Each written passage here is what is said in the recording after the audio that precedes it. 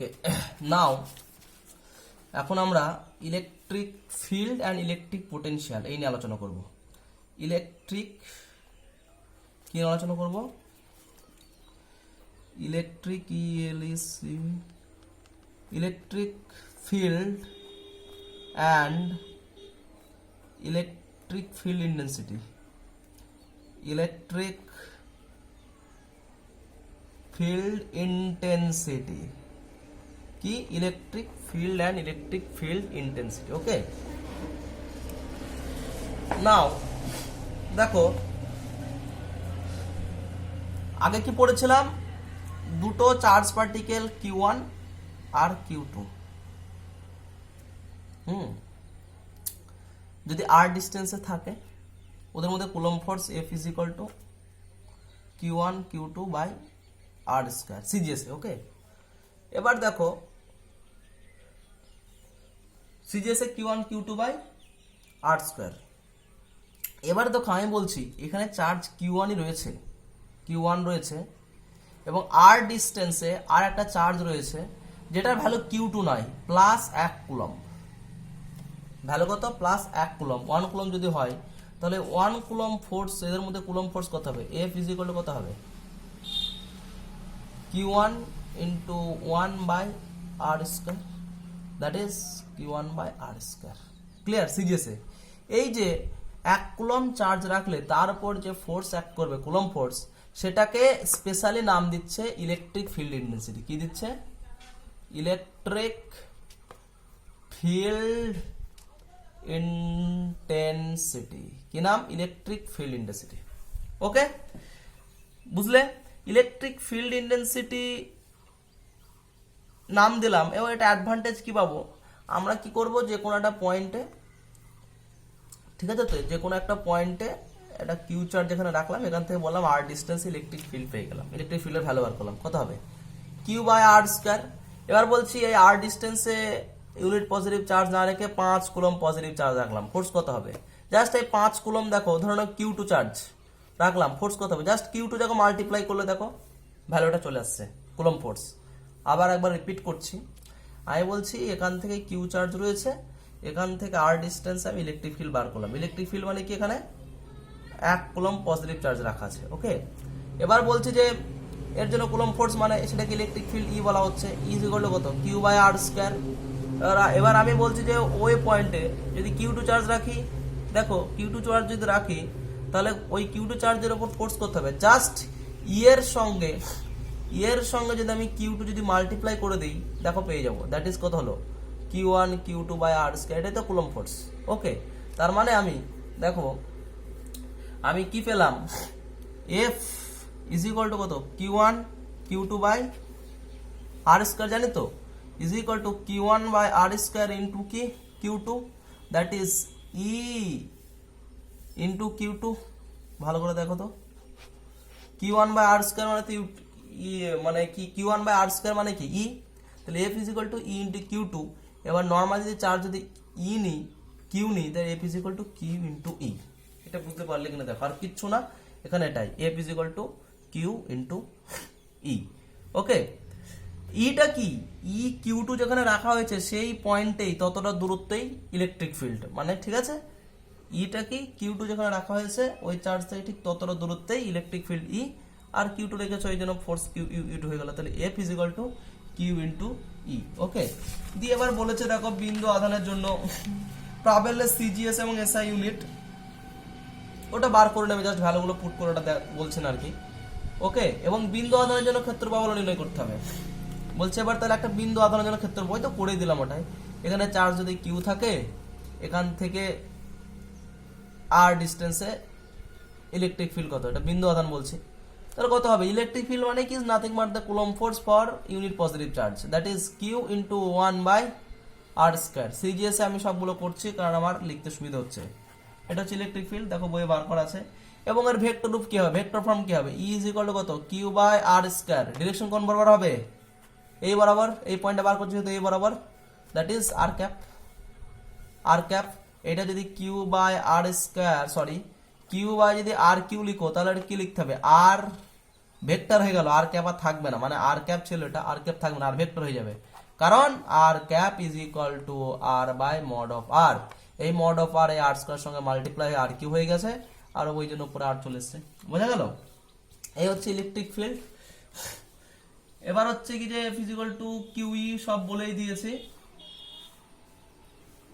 তাহলে সিজিএস হলো SI electric field কত হবে, এসআই ইজ ইকুয়াল টু কত হবে, Q by 4 pi epsilon not into R square. বোঝা গেল? Just 1/4 pi epsilon not multiply করে দিয়েছি।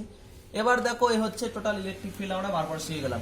মানে কুলম্ব ফোর্স জানলে electric field, electric field is nothing but the coulomb force acting between a unit positive charge and another one charge, it's value may be anything, মানে যা কিছু হতে পারে। ওকে, এ হচ্ছে ব্যাপার। এবার তোমাদের কিছু প্রবলেম রয়েছে, এই প্রবলেমগুলো সবগুলো দেখবে এবং দেখার পর যে যে প্রবলেমটা বুঝতে পারবে না ক্লাসে বলবে, আমি প্রবলেমটা ধরে ধরে বুঝিয়ে দেবো, বইয়ে কিছু সলিউশন করা আছে সলিউশনগুলো। ওকে, এবার একটা টপিক রয়েছে কি, আহিত পরিবাহীর নিকটবর্তী কোনো বিন্দুতে ক্ষেত্রফল নির্ণয় করতে হবে। আহিত পরিবাহীর মানে একটা পরিবাহী যেটাকে আহিত করা হয়েছে, মানে যেটাতে চার্জ রয়েছে। ওকে,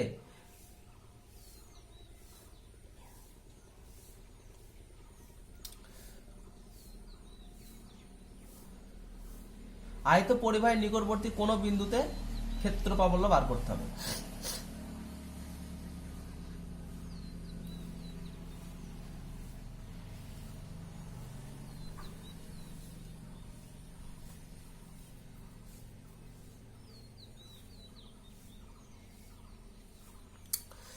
দেখো তাহলে আহিত পরিবাহী মানে কি, একটা গোলকীয় আহিত পরিবাহী নিয়েছে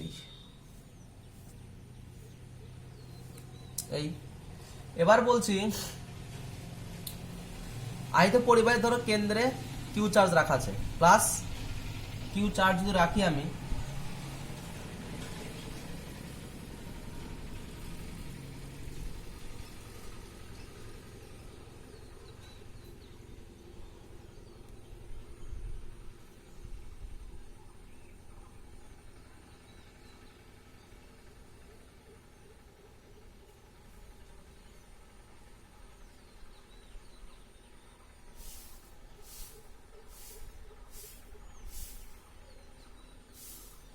ওকে, আহিত পরিবাহীর ক্ষেত্রে কোনো বিন্দু ক্ষেত্র পাবো, এটা পরে করাবো, তোমাদের বই যেরকম রয়েছে এখন এটা করাচ্ছে না, কারণ গস ল যখন আমরা পড়বো, গস ল থেকে করলে এটা ইজি হয়ে যাবে। ঠিক আছে, তো এটা আমি স্কিপ করে গেলাম, এটা পড়বে না। ওকে, এবার আসলো কি ইলেকট্রিক লাইন্স। কি ইলেকট্রিক লাইন্স? দেখো ইলেকট্রিক লাইন হচ্ছে কি যে তোমাকে কি দিয়ে বোঝায়, তোমরা কেউ জলের ফোয়ারা দেখেছো? জলের ফোয়ারা যদি দেখো, দেখবে ফোয়ারা থেকে জল সরু সরু লাইন বরাবর চারিদিকে ছিটিয়ে যাচ্ছে আর কি। ওকে, মানে কি, কেন ছিটে যাচ্ছে জলগুলো, কেন চারিদিকে লাইন বরাবর ছিটে যাচ্ছে? ফোয়ারার ভিতরে জলগুলোকে প্রেসার একটা ফোর্স দেওয়া হচ্ছে, সেই ফোর্সের জন্য জলগুলো ছিটে বাইরে চলে যাচ্ছে আর কি, তাই তো? তার মানে কি, একটা ফোর্স যদি দেওয়া হয়, ফোয়ারার সেন্টারে ফোর্স অ্যাপ্লাই করা হয়, সেই ফোর্সের জন্য জলগুলো চারিদিকে একটা লাইন বরাবর ছিটকে চলে যায়, তাই তো? সিমিলারলি একটা চার্জ পার্টিকেল আছে, তো এও তো কোনো একটা চার্জ পার্টিকেল ফোর্স দেবে আর কি। তো একটা ফোর্সের ডিরেক্ট মানে কি, সেই ফোর্সের ডিরেকশন বিভিন্ন এলাকায় বিভিন্ন রকম হবে। তো সেই ফোর্স যদি দেয়, সেও ঠিক ওই ফোয়ারার মতো চারিদিকে এবার একটা লাইন বরাবর কাজ করে। ফোর্সগুলো কি লাইন বরাবর কাজ করে। স্যার আপনি বলছেন এগুলো কি স্ট্রেট লাইন? না, ফোর্সগুলো স্ট্রেট, লাইনগুলো স্ট্রেট লাইন নয়। ওকে, এবং এটা মনে রাখো, এই চার্জ পার্টিকেলের ক্ষেত্রে যে ইলেকট্রিক লাইন্স বা তড়িৎ বলরেখা রয়েছে, এগুলো হচ্ছে টোটালি কাল্পনিক রেখা। কি রেখা? কাল্পনিক এক ধরনের রেখা কনসিডার করা হয়। এই কাল্পনিক রেখা কনসিডার করে পরবর্তীকালে আমরা গস টলস পড়বো, মানে এই কাল্পনিক রেখা কেন কনসিডার করলাম সেটা বলছে আর কি। কাল্পনিক রেখাগুলো কনসিডার করে আমরা গস ল ড্রাইভ করতে পেরেছি, এবং গস ল ড্রাইভ করার পর আমরা যে কোনো সিস্টেমের ক্ষেত্রে ইজিলি ইলেকট্রিক ফিল্ড আমরা বার করতে পারি, এই জন্য এটা কনসিডার করা হয়। কিছু না, একটা কাল্পনিক রেখা। কি কাল্পনিক রেখা? এখানে যারা পজিটিভ চার্জ থাকে, তাহলে চারিদিকে কি হয়, ইলেকট্রিক লাইন্স গুলো বাইরে হয়। পজিটিভ চার্জ থাকলে তার ডিরেকশন কি হবে, বাইরের দিকে হবে। নেগেটিভ চার্জ থাকলে কি হবে, ভিতরের দিকে হবে। আগের ক্লাসে অলরেডি বলেছি যারা দেখেছো আর কি, আবার একবার বলছি, নেগেটিভ চার্জ হলে ডিরেকশন গুলো কি হবে, ভিতরের দিকে হবে। এই হচ্ছে ব্যাপার। এবার দেখো, একটা যদি পজিটিভ চার্জ এখানে যদি রাখো, আর একটা যদি নেগেটিভ চার্জ রাখো, এ হচ্ছে তোমার পজিটিভ চার্জ, এ হচ্ছে তোমার নেগেটিভ চার্জ। দেখো পজিটিভ চার্জ থেকে ইলেকট্রিক লাইনগুলো কি বাইরের দিকে ডিরেকশন হয়, আর নেগেটিভের ক্ষেত্রে ভিতরের দিকে। দেখো এইভাবে যদি লাইনটা ড্র করে, পুরো সেম হয়ে গেল। এই হলো পজিটিভ ক্ষেত্রে বাইরে বেরোবে, নেগেটিভ ক্ষেত্রে ভিতরে ঢুকবে। সিমিলারলি এই বরাবর রয়েছে, এই বরাবর রয়েছে, অসংখ্য রয়েছে আর কি, এখানে কি শেষ হবে। তার মানে ইলেকট্রিক লাইনস গুলোর প্রপার্টি হচ্ছে কি যারা পজিটিভ চার্জ থেকে স্টার্ট হয় এবং নেগেটিভ চার্জ গিয়ে শেষ হয় আর কি। ওকে, এবং আর কিছু প্রপার্টি হচ্ছে কি যে কোনো একটা ইলেকট্রিক লাইনস ড্র করো, যে কোনো এই নাও, এই বলছে তাহলে এই পয়েন্টে ইলেকট্রিক ফিল্ডের ডিরেকশন কোন দিকে হবে, যে কোনো পয়েন্ট এই পয়েন্টে রয়েছে, তাহলে এই চার্জের জন্য এই পয়েন্টে ইলেকট্রিক ফিল্ড পাবো। ডিরেকশন কি হবে বলছে, ওই পয়েন্টে যে ইলেকট্রিক লাইন আছে ওর উপর একটা ট্যানজেন্ট ড্র করো, এই ট্যানজেন্টের ডিরেকশন হবে ওই পয়েন্টে ইলেকট্রিক ফিল্ডের ডিরেকশন। ওকে, ট্যানজেন্টের যে কোনো পয়েন্ট আর কি। তারপর কি বলছে একটা প্রপার্টি, তাহলে ইলেকট্রিক লাইনসের উপর যে কোনো পয়েন্টে যদি একটা ট্যানজেন্ট ড্র করি সেটা হচ্ছে ইলেকট্রিক ফিল্ডের করসপন্ডিং ইলেকট্রিক ফিল্ডের ডিরেকশন। ক্লিয়ার? আবার বলছে কি যে দুটো ইলেকট্রিক লাইনস কোনোদিন একে অপরকে ক্রস করে না। কেন করে না আমি বলছি, দেখো দুটো ইলেকট্রিক লাইনস এই একটা আর এই একটা। ওকে, এরা ধরো না এই পয়েন্টে ক্রস করেছে। ওকে, এবার আমি বলছি একটা চার্জের জন্য, তো এখানে চার্জ রয়েছে, এই চার্জের জন্য এই একটা, এখানে চার্জ রয়েছে, এই একটা ইলেকট্রিক লাইন, এই একটা ইলেকট্রিক লাইন। ওকে, এবার এই পয়েন্টে ক্রস করেছে। আচ্ছা, এই পয়েন্টে ইলেকট্রিক ফিল্ডের ডিরেকশন কোন বরাবর হবে? আমি যদি বলছি যে ওই পয়েন্টে যে ইলেকট্রিক লাইন আছে তার উপর ট্যানজেন্ট ড্র করো, তাহলে আমি এই বরাবর এই লাইনের উপর ট্যানজেন্ট ড্র করলে ডিরেকশন হবে এই বরাবর। কেউ যদি বলে না স্যার আমি এই লাইনের উপর ট্যানজেন্ট ড্র করব, তার ডিরেকশন হবে এই বরাবর। দেখো, একটা পার্টিকুলার চার্জের জন্য একটা পার্টিকুলার পয়েন্টে ইলেকট্রিক ফিল্ডের ডিরেকশন কোনোদিন দুটো হতে পারে না, দুটো হবে না, একটাই ডিরেকশন হবে। ওকে, তাহলে যদি ক্রস করে তাহলে দুটো ডিরেকশন হয়ে যাচ্ছে রুলস অনুযায়ী, সেই জন্য বলছে দুটো ইলেকট্রিক লাইন্স কোনোদিন একে অপরকে ক্রস করবে না।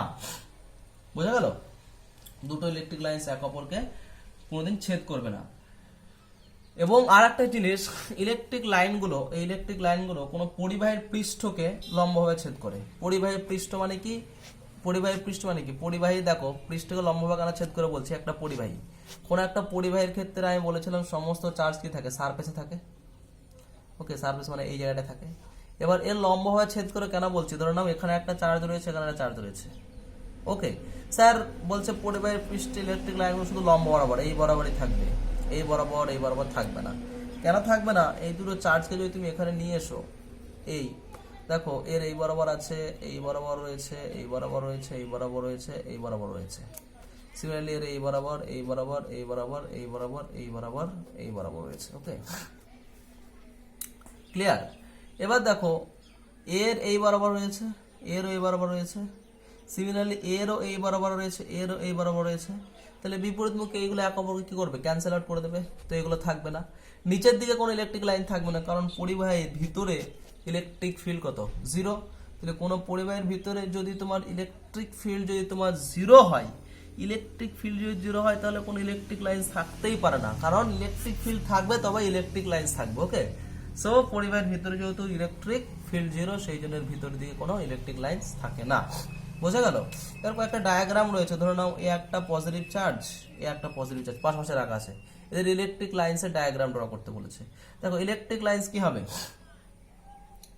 তোমার কি সবসময় বাইরের দিকে যাই, তাহলে এই দিকে দেখো এই এই এই এই এই এই যাবে, যেতে যেতে দেখো এই এই আবার এটা হচ্ছে তোমার এই এই এই এই এই এইদিকে থাকবে, এদিকে থাকবে। এরকম কেন হলো স্যার? এই মিডিল জায়গাটা ফাঁকা কেন কোনো নাই? কেন দেখো মিডিল জায়গা মানে কি, এর এই বরাবর যে রয়েছে, এর এই বরাবর সে রয়েছে, কি করে দিয়েছে, সবাইকে ক্যান্সেল আউট করে দিয়েছে, এই জন্য মিডিলে কোনো রকম থাকবে না। ঠিক আছে, তো মিডিলে কোনো রকম তোমার থাকবে না। ওকে, এর মধ্যে সমবল বা সুষম তড়িৎ ক্ষেত্র, আমরা জানি সমবল বা সুষম তড়িৎ ক্ষেত্রে বড় রেখাগুলি সমদূরবর্তী সমান্তরাল বিপরীত আধান আহিত সমতল পরিপাতন উৎপন্ন তথ্য দেখানো হয়েছে পরে দুই পদ মধ্যে বেশি অংশ সুষম। ওকে, এবার বলছে একটা পাত দিয়েছে, এই পাতে ইলেকট্রিক লাইন ড্র করতে বলেছে। দেখো এগুলো সব এরকম দেখিয়েছে আর কি,